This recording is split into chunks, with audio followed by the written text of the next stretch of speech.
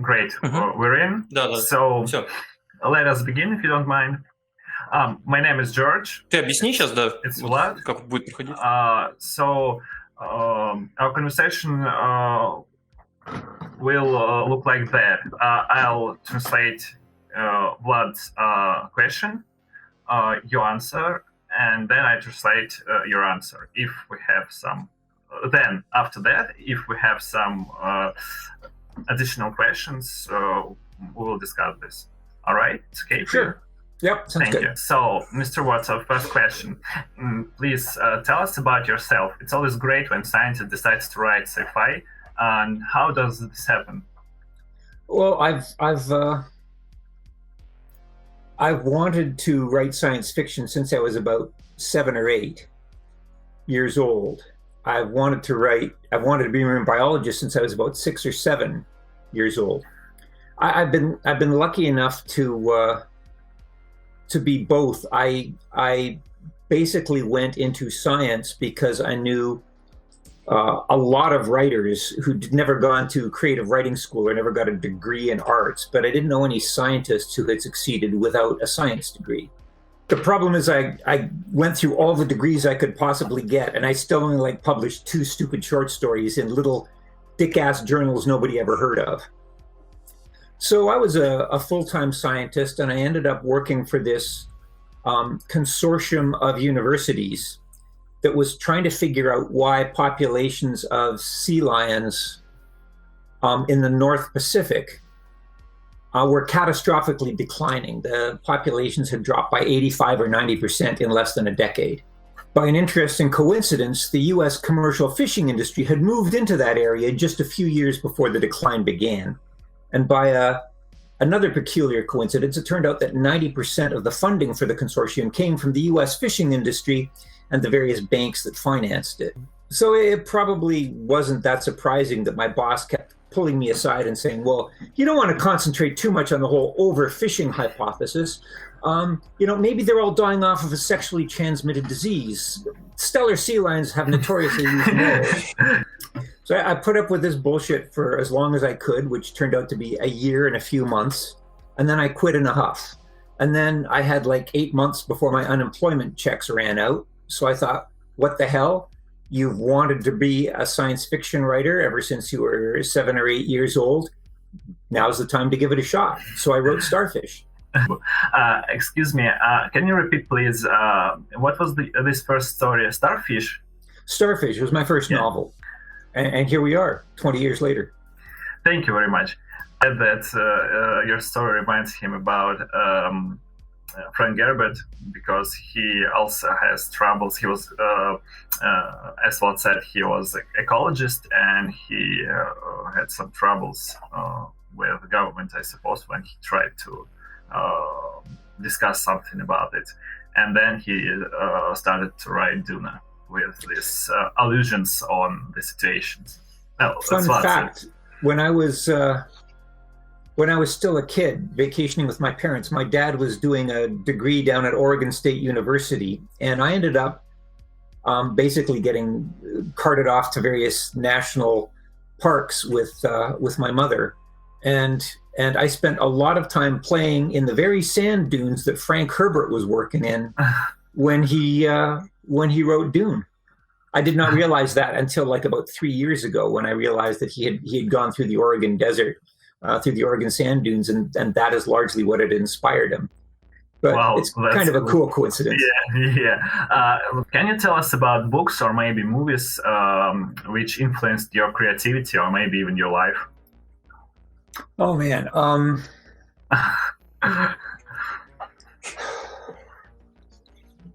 Well, 2001: A Space Odyssey, obviously. Oh, of course. There are, in terms of, when I grew up in the pre-CGI age, where most science fiction movies were made on a budget of $4.25. Hello, First Alien. Yeah. I mean, Alien, that was influential, but in terms of stuff at that point, I wanted to, like I said, I wanted to write science fiction ever since I was a kid. The kind of stuff that you tended to get back in the 1960s was not, by and large, high quality stuff cinematically. The writing that influenced me growing up. I mean, I always wanted to write like Samuel Delany. I always wanted to write like Robert Silverberg.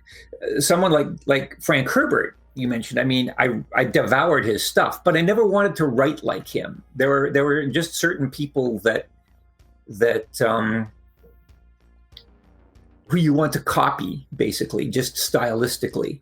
And so I read a lot of authors that I really enjoyed and that I even idolized, but there were relatively few that I wanted to write like. And I would say Robert Silverberg. I would say John Brunner, definitely. John Brunner changed my life. Silverberg, Delany, and later on Gibson. By that time, I was starting to write my own stories, but of course Gibson blew me away the way he blew everyone else away with his his stylistic prose. So Vlad asked a question about Blindsight. Yeah. Sure. Yeah, about Blindsight. He asked. Did you had influenced by Space Odyssey when you write this? By who? Space Odyssey. Oh, no. I mean, Space Odyssey was influential in the sense that when I was at what was it? I was like 9 or 10 years old when I first saw it. And sorry, funny. Excuse me, funny, but I was 10 years or 9 years too when I first saw this. Yeah, I mean, by rights, we should not have enjoyed it the first time we saw it, right? It was not the kind of a movie that was aimed at kids. Yeah. And I probably, I definitely didn't understand it at first, although I immediately went home and, read the Arthur C. Clarke novel, and that cleared things up. But it just kind of washed over me as a fully realized world. Like I'd never seen anything like it, but nobody had seen anything like it before. So it was influential in the sense that I knew it was possible to write or to produce good immersive science fiction cinema. But I'd never written a screenplay, and my goal was always just to write the prose. So it was nice to have 2001 to be able to point at and say, see, science fiction isn't always just about giant ants eating everybody in New York. It can actually be fairly philosophically profound cinema. But no, I was influenced by completely different things when I wrote Blindsight. Thank you very much.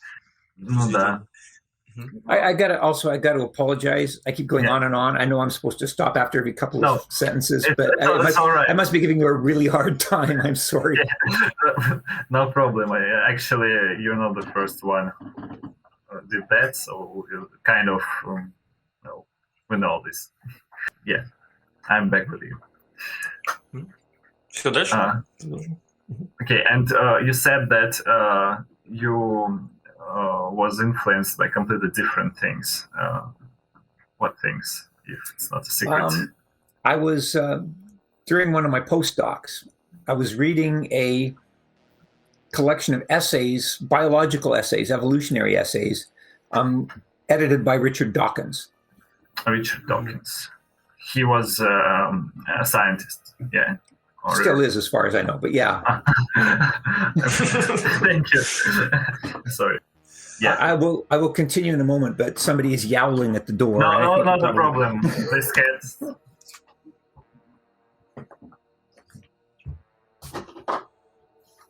Кот пытается выйти. Come on. and now he will stop. No way.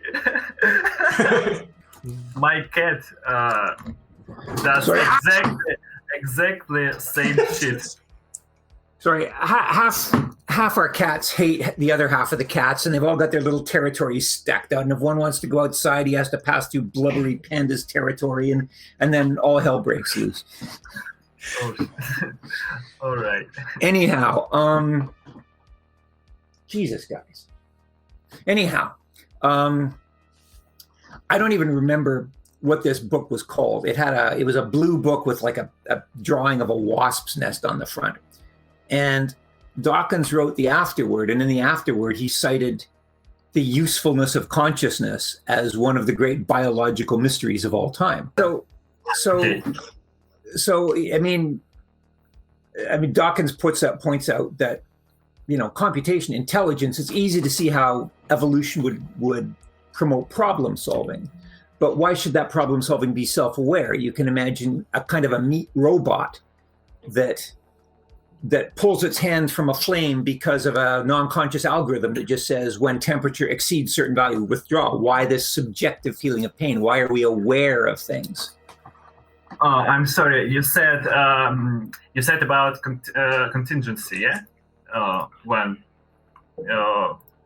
Biological. I said nothing about contingency. I did not use that word.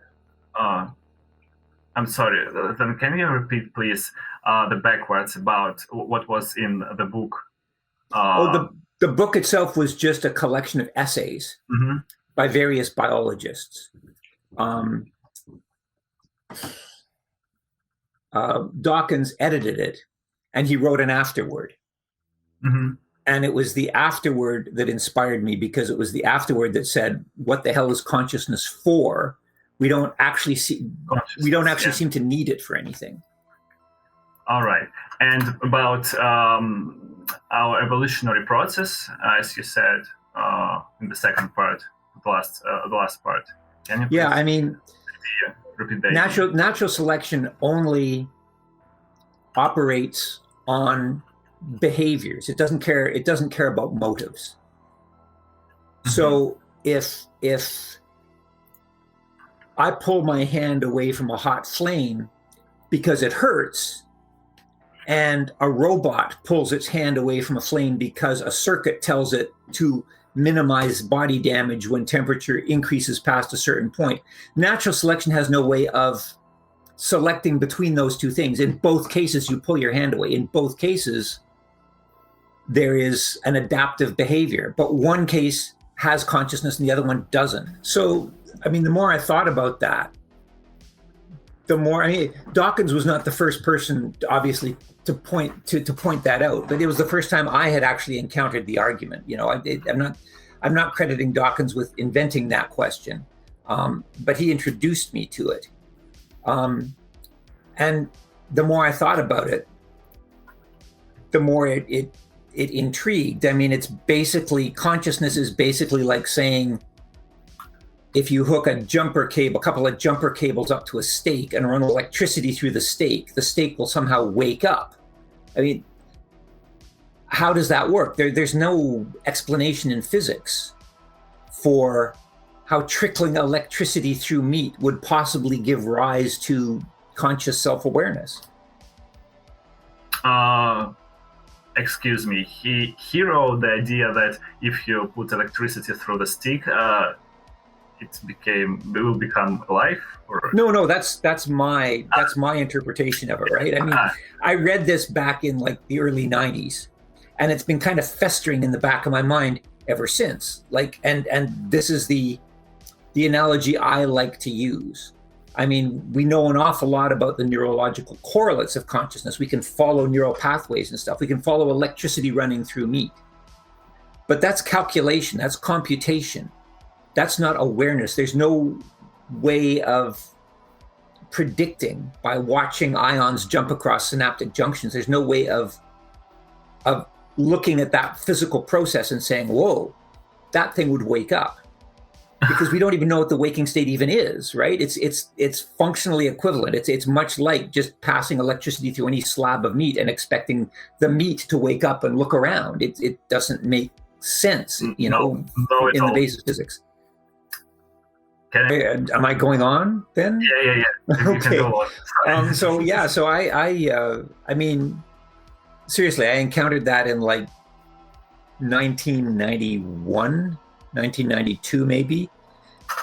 And it was a big honking question. It wasn't until, I knew I couldn't write a book about it then, but that's when the idea first struck me. It wasn't until 2004 that I actually tried to grapple with it in terms of writing a novel. So you maybe reread this work, or in some ways got a more full understanding of the idea of Dawkins in this book? No. I mean, as I say, I don't even remember what the book was. I just vaguely remember what the cover looked like. And I remember that one question. I don't even remember any of the essays in it. It probably wasn't even a very good collection. Of course, since then, I read an awful lot about consciousness, a lot of speculation, a lot of physiology, a lot of neuro stuff. But that was just doing the research, right? That was following up on the inspiration. Those things didn't inspire me so much as just, it was that original question in that half-assed tiny book of essays that actually started me thinking about it, and everything else just kind of snowballed from there. That's it? Yeah, for the time being. Yeah. I welcome follow-up questions. Yeah, about follow-up questions. You said вопрос задаешь? Да. Нет, давай я сейчас озвучу, просто столько времени уже прошло, я просто еще раз, я тот момент вырежу просто. I'm sorry, what first? Excuse me, Vlad said that our time is running out, so he wants to go to the next question of the interview. If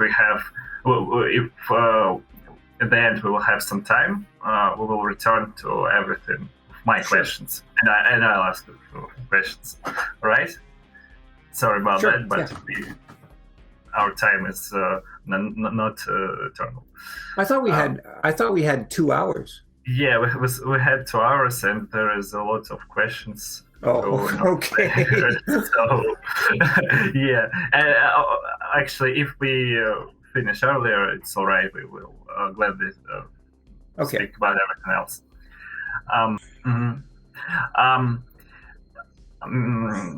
The third question is there some probability that events described in Green Blindness is a figment, because there are hints in echopraxia, more precise column of soil lines, that it's not true?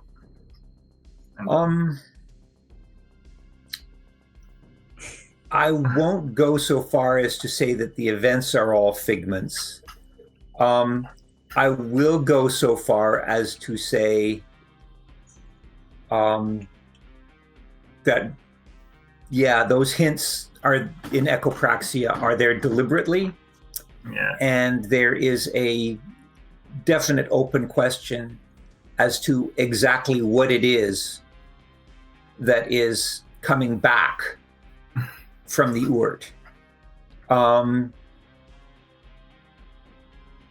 There seem to be competing theories out there. Some people think that Siri is coming back. Other people think that it's, some kind of artificial entity that Rorschach planted that is pretending to be Siri. I have yet to encounter anybody who's actually guessed right, figured out the right solution to that. And damned if I'm going to tell you guys, because it's kind of a major plot point in the third book, and I don't want to steal my own thunder. Yeah, I understood.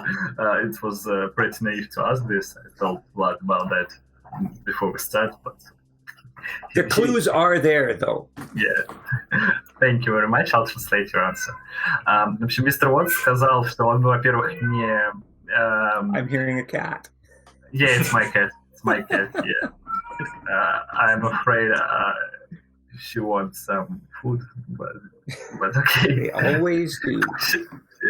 They always want food, so... And then they're not happy with what you give them. Yeah.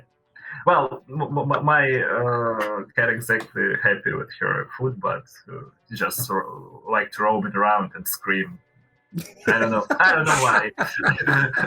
she just can go to room, sit in the center and start to meow meow meow and Hey, I'm sorry. that is one fine-looking cat. Russian blue. Vlad asked, have you some information about when we got the third book? Not we don't need the date, but the day and year, but some information about it, please. I can tell you. Okay, little bit of backstory. I have only written one book that was as good as I knew how to make it when I sent it off to the publisher. I'm now pausing so that you can relay that without having to remember too much. Okay, so it's I can consider this as an answer, yeah? No, this is the beginning of the answer. I'm feeling really guilty about like vomiting words all over you, and then you have to remember 3 or 4 paragraphs. Yeah. So I'm trying to kind of say 2 sentences and then give you a chance to translate. Thank you. Значит, первое, то есть там бэкстори есть у всего этого дела. То есть, когда он написал первую книгу, он, то есть единственная книга вообще из тех, которые вот он написал, и когда он вот ее написал и понес в издательство, он чувствовал, что она прям вот все идеально хорошо закончена. Это была только вот первая книга, то есть это начало истории. То есть, я так полагаю, что вторая книга там долго-долго доделалась. Thank you very much. Continue. That book was Starfish. It was my first novel. Every book since then, I've had to send off in order to make a deadline. And I've always felt that I could make it better if I didn't have to worry about the deadline, if I could send it out when it was ready, not when it was due. Вот, то есть первую книгу он писал, он был не уверен, потому что у него дедлайнов не стояли. Он писал, когда хотел, сколько хотел и прочее не было. Уже потом, когда он на издательстве начал работать, то есть оно, естественно, ставило дедлайны. И вот он все время беспокоился о том, что книга, возможно, не настолько хороша, или ее можно сделать как-то лучше, и вообще можно было бы по-другому все написать, если бы дедлайна этого долбанного бы не было. Над ним не висел, без дамоклов меч. So that's what I decided to do with Omniscience. I don't have a contract for this book. I don't have a publisher. I'm writing it, and when it's done, I'll send it off. But there's no contractual deadline because there is no contract. For all I know, I wouldn't even be able to sell the damn thing. Well, in my opinion, it's even better that you can write and spend lots of time how many you want without some Damocles sword over your head. And, it's probably the downside of that is without a deadline. Okay. I'm not all that motivated to write. All these other things come in, right? I have 300 emails that I have to answer. So I spend days answering emails, or somebody offers me a video game gig or so as a result, I'm not making as much progress on the book as I would like. Me and Vlad, we enjoy Warhammer 40k universe. We heard about this. So you know that they have Black Library company which publishes books about Warhammer. Yeah. And exactly in this case, all authors there have deadlines, and very strict deadlines. They published something about 2 or 3 books in a year with all, not one publisher, but all Black Library published 2 or 3 books every year.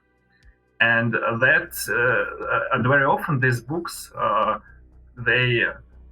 I don't want to say they're bad, but they definitely Есть шутки про Хейли, что ли? they definitely could be good, no, but good better. Yeah. And I think, in my opinion, it's better you will write your book with every time you need, and you will write when you want and when you have. Well, as it stands now, I'm actually working on maybe 2.5 different novels at the moment, and Omniscience is one of them. And I've got a little series of check boxes for tasks to do each day, and I spend at least some time writing Omniscience or sketching out Omniscience, at least every couple of days. So I am making forward progress on it. In fact, just yesterday, I sketched out the main beats of Siri Keaton getting home and actually meeting his dad.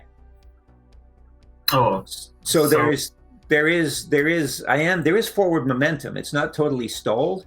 It's just I can't give you an absolute end date, and in fact can't even guarantee that it will get published, because maybe publishers won't like it or something, right? Yeah. It's not contractually built in. I mean, quite honestly, I think that Blindsight would not have been published if they were not contractually obligated to publish it. I don't think they liked it very much when it came out. I think they wrote it off as pretty much dead on arrival. They were not expecting it to do well. And the only reason they went ahead to publish it in the first place was because I had a contract. But I believe that if I had written Blindsight, handed it to Tor, and said, "Do you want to buy this?" They would have said, "No, we'll pass." That's my suspicion. Mm-hmm. Thank you very much. I will translate in return. What said about, especially when I translated him about our dialogue about Black Library, he said that we had interview with Andy Chambers, one of the author of Black Library, and he said that another author, Graham McNeil, wrote 40 books in 10 years. Because he has 40 books in 10 years, and because he had these deadlines and contracts, and I think that maybe 2 or 3 of these 40 books we can consider as okay. But it's but they sold these books with lots of exemplars, and they get money for this, so it's economical benefits from such I don't even know how to say it, conveyor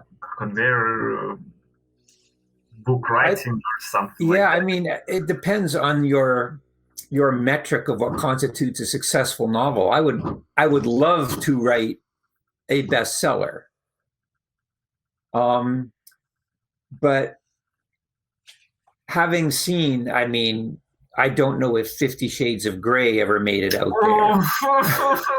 But like, if that's what you have to do in order to write a bestseller, I think I'd rather remain obscure, right? Thank you very much.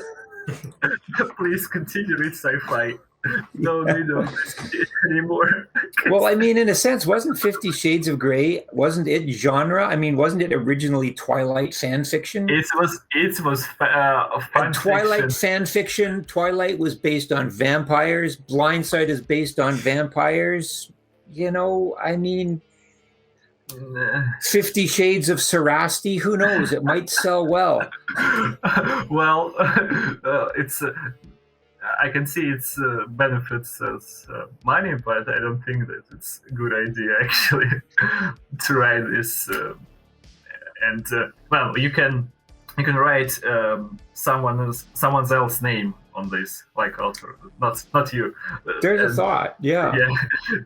To make a fake personality. Pseudonym is what they call it over here. Yeah. yeah. Expression now. That's kind of a big question, so let's divide it from parts, all right? So the first part is how did you end up putting vampires and zombies in it's fantasy-like creatures and fantasy-like themes, and you put it in the sci-fi? Where did you get this idea? Was it something you inspired, or it was directly your call? Okay, this is a bit of a story that goes back a few years, so I'm going to have to break it up for you. Maybe 8 or 9 years before I wrote Blindsight, I went to a science fiction convention in a city called Edmonton, which is in the Canadian prairies. One of the con organizers, I don't know what they had against me. I don't know what I had done to piss them off, but they put me on a panel about vampires. So I don't know jack shit about vampires. I couldn't care less. I never even watched Buffy at that point. Well, I also didn't see this serial. Yeah, it's like. Sorry? It's serious. Buffy. It's Buffy the Vampire Slayer, the TV series. I don't know if it's made it to. Yeah. It was showing when I was a kid. Yeah. Very stupid. Very. Even when I was a kid, it was very stupid. Do you want to translate that? Or so I'm sitting up on this table with these doofuses who are arguing about whether Buffy or Spike are better for, or whether Spike or Angel are better for Buffy romantically, right? And I have nothing to contribute. I'm a biologist. So I'm up there and I think, well, the one thing I can do as a biologist is maybe I can come up with some kind of biologically plausible hand-wavy explanation for how vampires work, how the stuff that has to do with vampires might actually have a scientific basis. I'm sorry, I have a little question. I heard that there is an illness, I don't know how in English it's gemophilia on Russian, but gemophiles. Yeah. That's it. And I heard that sometimes it's refers like that vampires are just basically people who in the Dark Ages had this illness and they tried to drink blood. Just because they need it, and there the legends was born about vampires. Yeah, I mean there have been a number of hypotheses. Something porphyra is the disease I think you're talking about. It's also been hypothesized that it was rabies because people would get bitten by bats, so there would be and when you're rabid, you attack things, you bite things. Also, you avoid the light, you become photosensitive. So you have these people who suddenly become bitey creatures who sort of hang out with bats in the backs of caves. So people thought it was that. There was another element that sometimes when you bury a dead body, the body itself will flush and start to sort of plump out, and people would dig the body up and it would look like it had been drinking blood because all of a sudden the complexion was red. And sometimes because gases build up in a decomposing body, that you get motion.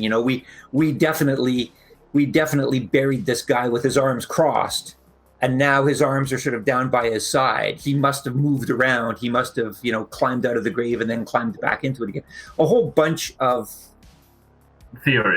different theories have been put forward, but I wasn't having any of that. That wasn't the route I went down. I just translate our conversations and then we continue. Yeah. So okay. So but these guys at this panel, they weren't even going down that road, right? They were just talking about Spike and Buffy. So suddenly it strikes me like this bolt from the blue.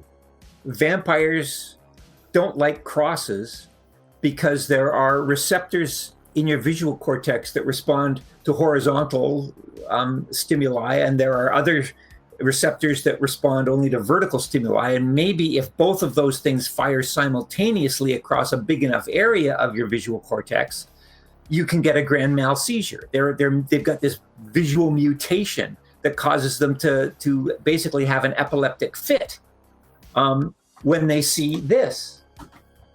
I mean, it's not that far out, right? Actual epileptics go into seizures when they see flashing lights. This is the same thing, except you're looking at a different kind of visual stimulus to provoke the seizure. And of course, that means that vampires are going to react really badly to anything like that, not just crosses, but window panes, right? And the corners of buildings. It's all going to be bad, which is why there are no vampires anymore. They went extinct when their prey developed Euclidean architecture. I think this is brilliant. And I blurted out in front of the audience, right? And there's like just crickets for like 15 seconds. Nobody says anything. And how they actually react? Well, after 15 seconds of nobody saying anything, the person to my left says, well, yeah, actually, I think Willow's better for Buffy than either Spike or Angel. And I suppose they continued. Oh yeah, no, I mean, fuck them. My idea did not receive, I think, the accolades and the approbation that it should have got. But that was the point at which the seed was planted.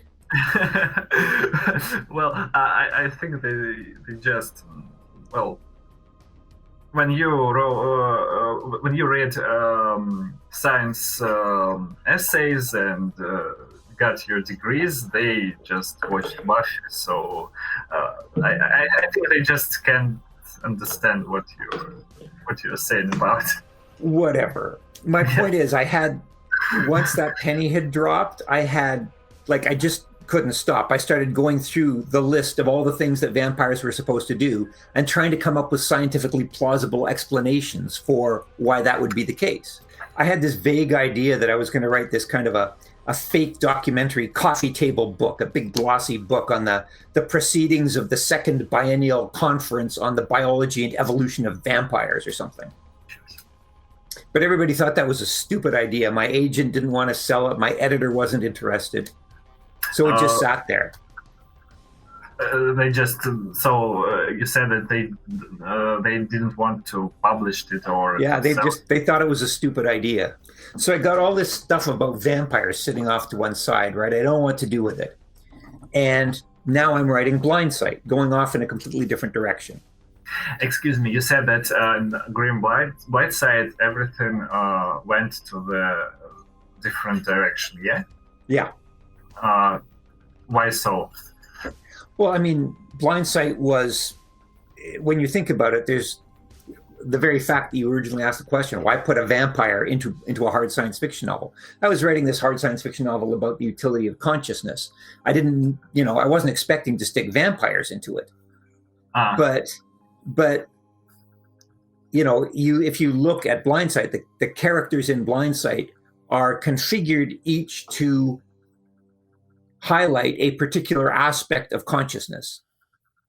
Yeah. You've got Bates as kind of a proto-hive mind. You've got Siri Keaton with the hemispherectomy. You've got these different, you've got these various characters. And it occurred to me like that there was sort of a vampire-shaped hole in Blindsight that a vampire would actually fit into because of the ways I had invented for vampire cognition to work, the parallel processing threads and stuff, was a different take on consciousness in a weird way. And I had all the background biology, so I just plugged it in, and it worked. And it was also kind of a joke, right? Like, you don't expect to see a vampire in a hard science fiction novel. So it was kind of a winky way at the audience to say, let's not take ourselves too seriously here. On the face of it, it's absurd. There's nothing more absurd mythologically than the idea of a plausible vampire, but let's just have some fun with it. And at the same time, it really did seem to fit thematically with some of the questions I was asking about consciousness. Well, actually, it's pretty cool because it's something. I said something new. I can't remember anything about integration fantasy style creatures in scientific way of thinking. Well, I mean, people have sort of done it before. Richard Matheson wrote I Am Legend, right? Not well. Octavia Butler did, what was it, Kindred? I mean, George R.R. Martin, I believe, did a short story about a guy who was a vampire on a university campus. People have tried to take, the vampire mythos and give it kind of a sheen of scientific credibility before. But I like to think I sort of went whole hog. I mean, nobody else came up with the crucifix glitch. Because I actually have a formal background in biology, I think I was able to take that ball and run with it further than other people had. Yeah, I agree with you. But actually, if I remember right, I'm the Legend. It's just about zombie apocalypses. Sorry? I Am a Legend. It's about zombies. Right? No, well, it's about vampires. It's about a bacterium that turns people into vampires. Maybe what you're thinking of is the movie with Will Smith. Yeah. That was based on a novel by Richard Matheson, and that novel has been adapted several times for the screen. The Will Smith one was just the latest one. It was also made into a movie called The Omega Man, starring Charlton Heston back in 1971, I think. And in the 60s, I think it was turned into a movie starring Vincent Price. So don't take that. Yeah, I'm talking about the original novel, not the movies. They just was exactly vampires, just like. I mean, it was explicitly. I mean, Neville, the character, actually, when he figured out what the bacterium was, he actually dubbed it Vampirus. But it was pretty soft SF. It was a bacterium that made you want to drink blood, and because people who were afflicted by it thought that was vampire-like behavior, they kind of adopted other vampire traits just for psychological reasons, right? There wasn't a hard neurological explanation for all these other traits. It was obviously a classic science fiction novel. No, I'm not knocking the book, but its virtues aren't its hard scientific approach. I'm sorry. What's weird? Sorry, no. There's an artifact on my screen. You see that black bar going up the middle of the. Oh, I know what that is. Never mind. It's a reflection. I was just wondering. There was something behind me I can see on the screen, but when I turn around and look, I couldn't see it. But I figured it out. All right. Well. It was the first. Yeah, it was the first part of the question. So the second, but actually, I think that you sort of answered on this. Oh, wait a second! Like the zombies, the pea zombies, right? Yeah. I brought that in because there is something in philosophy called a pea zombie, a philosophical zombie, which is basically the idea I was playing with in Blindsight, the idea that you could have something that looks and acts and talks just like all of us, but is not self-aware. It's empty inside. There's nothing it is like to be that thing, and they call that a pea zombie. So that just seemed like a logical, especially since I had done vampires in the first book. It just seemed logical to extrapolate and play more with a different mythological character, but one that actually has a philosophical basis in the second book. I'm starting to wonder if I should stick werewolves into omniscience. So there is information that there are some jokes about people wonder if we will find leprechauns or orcs in the third book. So we know now we know the answer.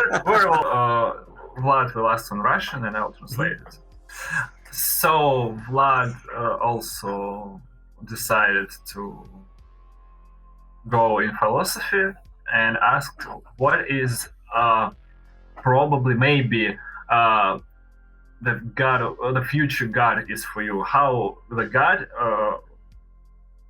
how you see the God and maybe religion in future. Maybe it's some like or maybe not God, but something that in future people will worship it. So maybe it's like internet or AI or something, religion of future, something like that. What do you see? How do you see this? Well, down across the border in the U.S., a large number of people already have a god they worship called Donald Trump. Да, мы скатились в политику, короче, у людей и так есть уже бог будущего, как я понял, которого зовут Дональд Трамп, ему очень много молится за США. And I suppose that makes no less sense than any other religions in the sense that at least we know Donald Trump is something that exists physically.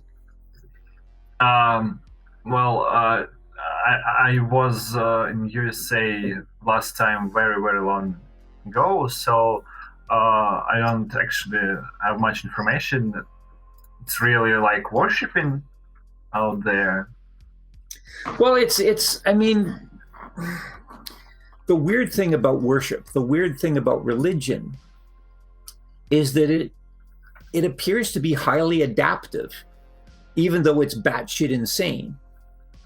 There's no evidence to support most religious beliefs. There's no evidence of, a giant invisible sky fairy who sends you to space Disneyland when you die. And yet, religious communities as a whole tend to live longer than secular communities. And within religious communities, the ones that last the longest of all are those that are really badass, the ones that are extremely conservative, the ones that, oppress their women and send you to hell if you masturbate, the ones that believe in an angry Old Testament surveilling peeping Tom God, that those communities, all other things being equal, tend to survive longer than other religious communities that believe in a soft, mushy, loving God. And those communities tend to last longer than secular communities in which religion does not have a place. And there are all sorts of reasons for that evolutionarily that track back to pattern matching in the visual cortex, that track back to high entry costs and exit costs in a particular community, social support networks, ways of preventing people from cheating in a community situation. All of these things feed into making a series of beliefs that are empirically nonsense, but which work in Darwinian terms. So it's unlikely they're going to go away anytime soon. Thank you very much. All that said, though, I basically tried to play the game seriously, actually accept that there might be a God in echopraxia. And I don't know how popular the simulation hypothesis is over there. For the benefit of anyone who doesn't know, there's a school of thought in physics, theoretical physics, that says that a lot of what we observe about the universe, things like Planck length, Planck time, the idea that the smallest elements, observable elements of our universe look like pixels. The fact that so many processes that appear to be continuous, when you look at them closely, they are discrete, things like electron shells and so on, that all these things are consistent with the idea that the universe is essentially a digital construct. Maybe the universe is simply the instantiation of math. Maybe it's an actual simulation model that some bored grad student is running in a lab somewhere. But the point is, there is it's becoming increasingly mainstream, this theory that the universe itself is a giant computer of some kind. Matryoshka brain. Sorry? Matryoshka brain. Yeah. Yeah. That's one iteration. And if you accept that, then let's look at the traditional Judeo-Christian evidence of divinity, which is miracles. Miracles, by definition, are events which break the laws of physics. Now, according to the digital physics crowd, if the universe is essentially a giant computer, matter is the hardware, the laws of physics are the software.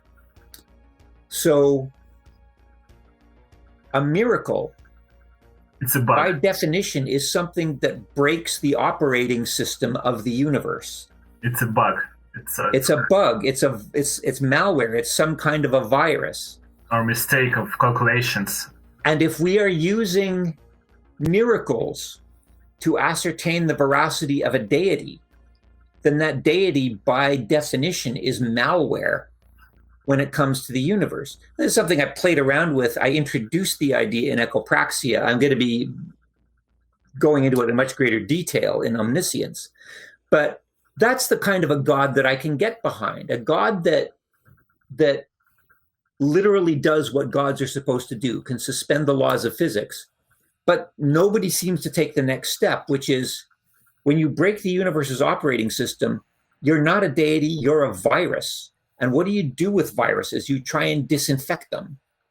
So the idea of trying to kill God is something that actually follows logically from certain schools of digital physics.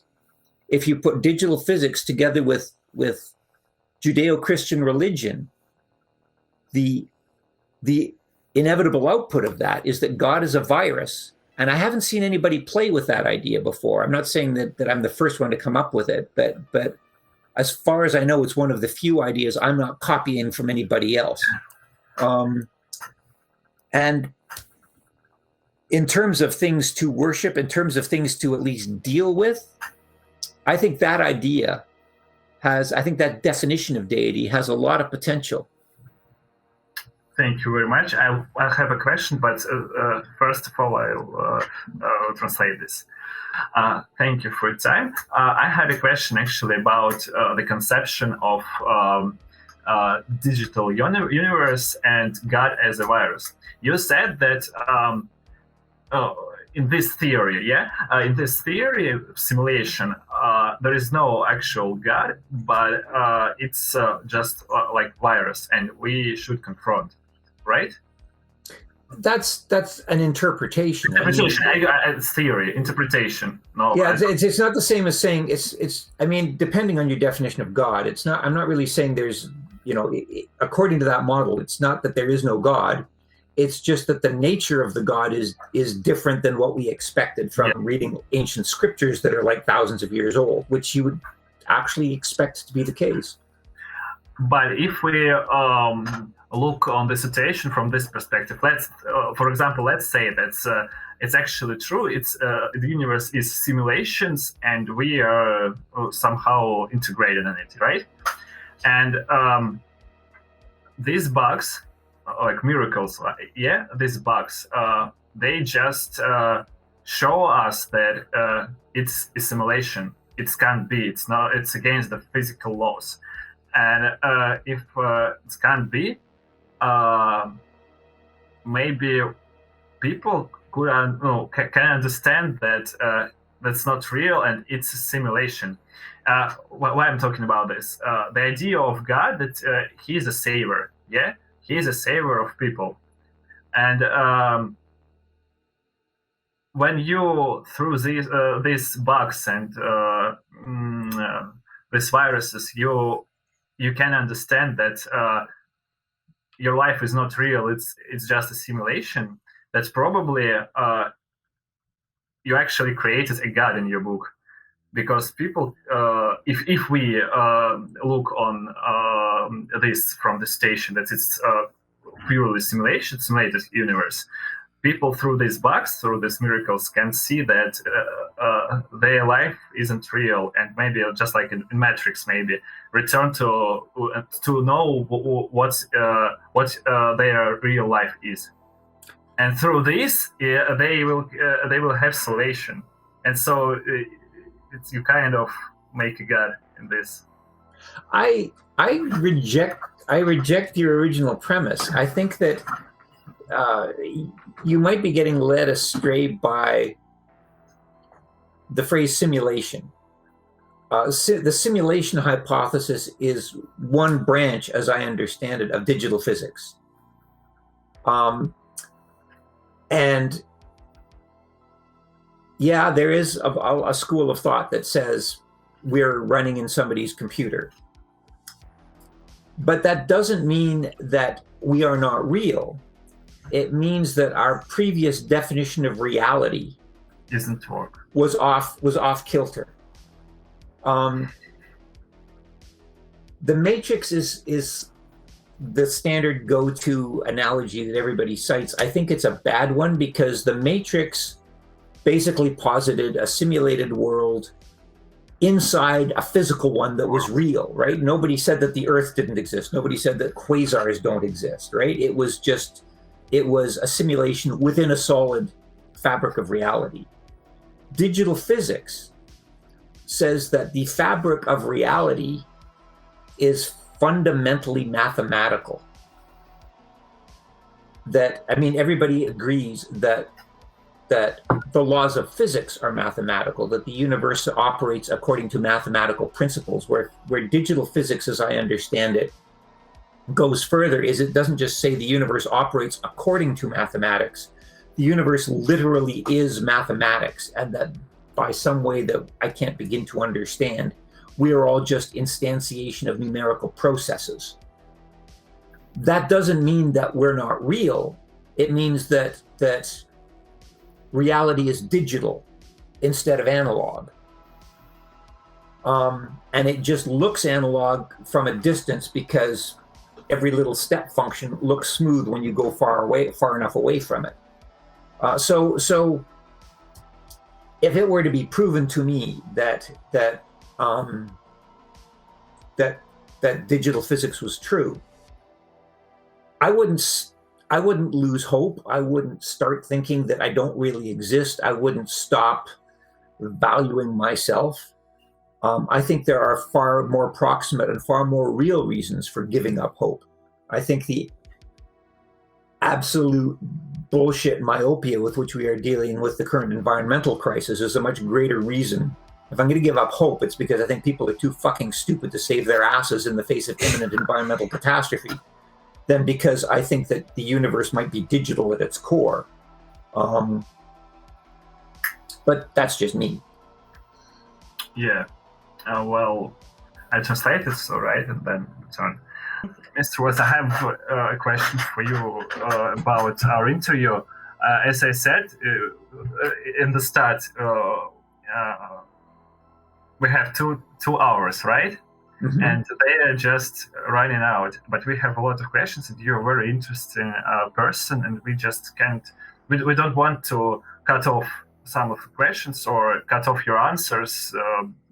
Because it's really very interesting just to speak with you and to hear your positions of how you see the world. So what do you think about that we discuss one more question and then end today, but we will find another day to continue on to you, another 2 hours just to finish all questions. You think we've got enough to fill another 2 hours? I mean, I'm game. I'm surprised you think I have that much to say, honestly, but okay. Well, actually, it's really right. I don't know. We can't we can't finish this all in 15 minutes. No. That's fine with me. No, if you'd like to, but if you'd like to schedule a sort of a follow up, I'm totally cool with that. It's okay. Ask me one more question, and we can take a rain check until the next time it's good for you guys. So it's okay with you because you write your books and. I'm still in the middle of a sort of a semi-lockdown situation here. I work at home anyway. I have, I pretty much set my own schedule. Yeah, I mean, I'm pretty flexible. There'll be, we'll definitely be able to work something out if you wanted to reschedule for next week or something. Sure. Yeah, but also I wanted to invite one of my friends here. He definitely needs to be there and to speak with you. Sure. Thank you very much. So the main question, the main idea of the question, it's simple. Do you believe in soul? And precisely in our conversation, there is a theme with digitalization of our personality and moving it in some digital paradise. You know, that's the idea that we can make our personality digital and so become immortal. If you believe in soul, or if you don't believe in soul, how does it work? Is the person really dead and it's just his fate in digital space, or it's actually we are our personality, and no matter that our body is gone? Okay, well, to answer your first question,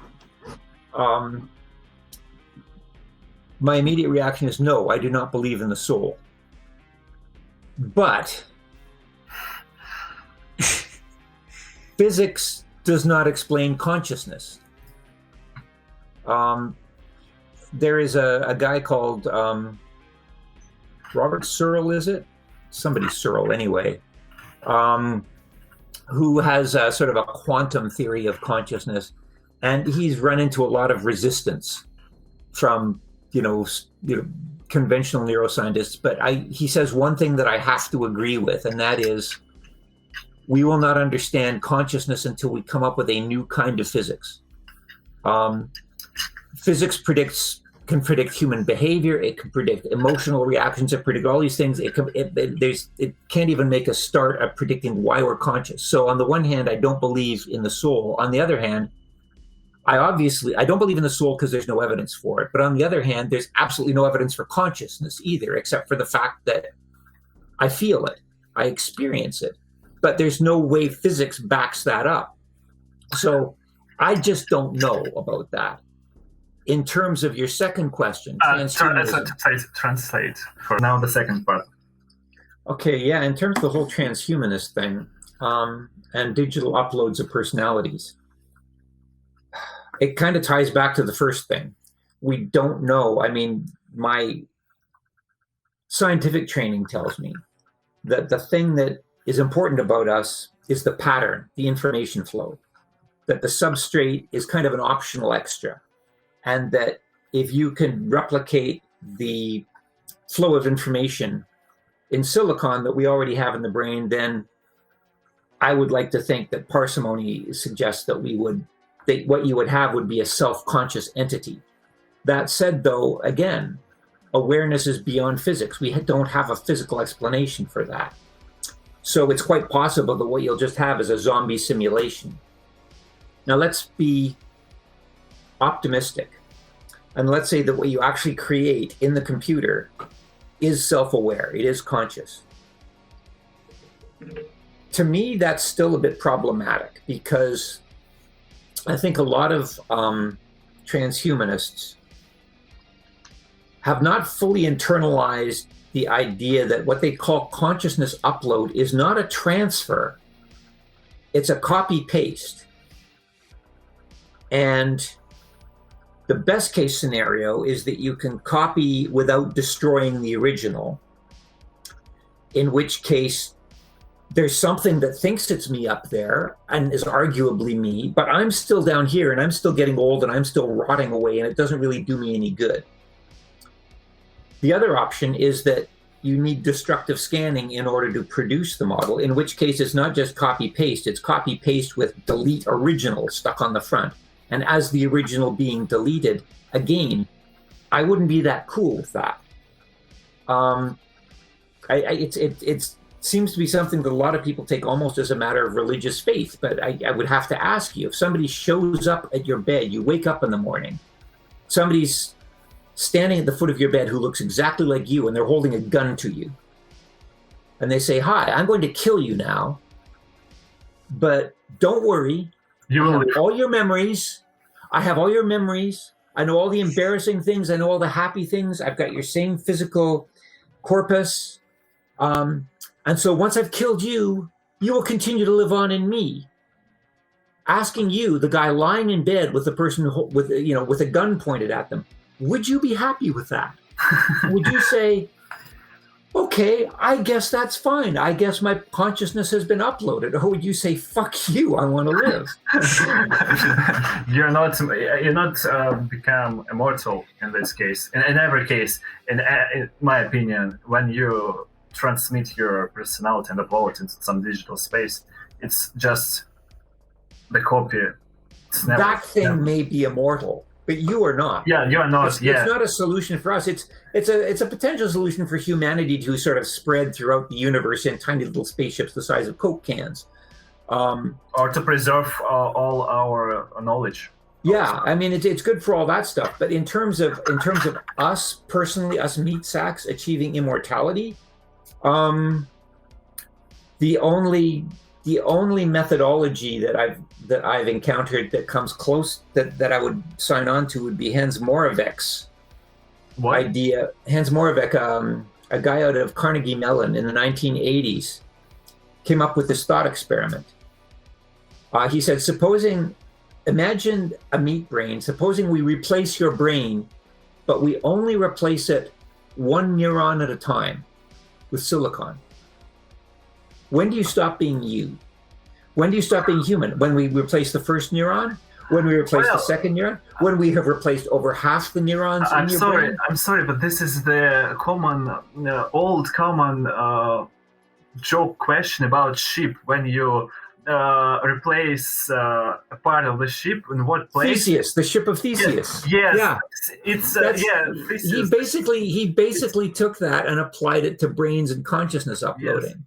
And he says, what do you say? There are people out there right now with cochlear implants. Parts of their brains have already been replaced by silicon. Are they less human than us?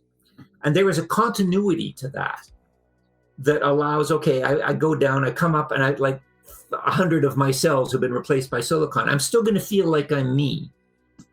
And I think if you replace the mind one cell at a time, gradually, you never stop being you. Yeah. And then you end up essentially with an android body that's instantiated. And that I could get behind. That's not so much an upload as an upgrade. You're taking meat components and you're replacing them with components that are longer lived. But it's not at all it's different from the kind of digital upload that people are talking about in terms of living in the matrix. I can get behind the one, I can't get behind the other. Because I actually asked especially about digital upload, but what you're talking about is just ascension. Maybe it's like synthetic ascension to the new transhumanity. Yeah. Thank you very much. I'll translate this. Будь слабо. The flash is weak. Okay. Well, it's definitely one of the most difficult interview for me, but it's actually the most interested one. Thank you very much. It just was enlightening in many ways. Okay, well, I guess I'll see you guys next week or something. Yeah, I definitely will be ready. Even just say the time when you want, and okay. I think we can decide how to manage this. Okay. Until then. Thank you very much, Mr. Thank you. Bye. Thank you. Bye. Goodbye.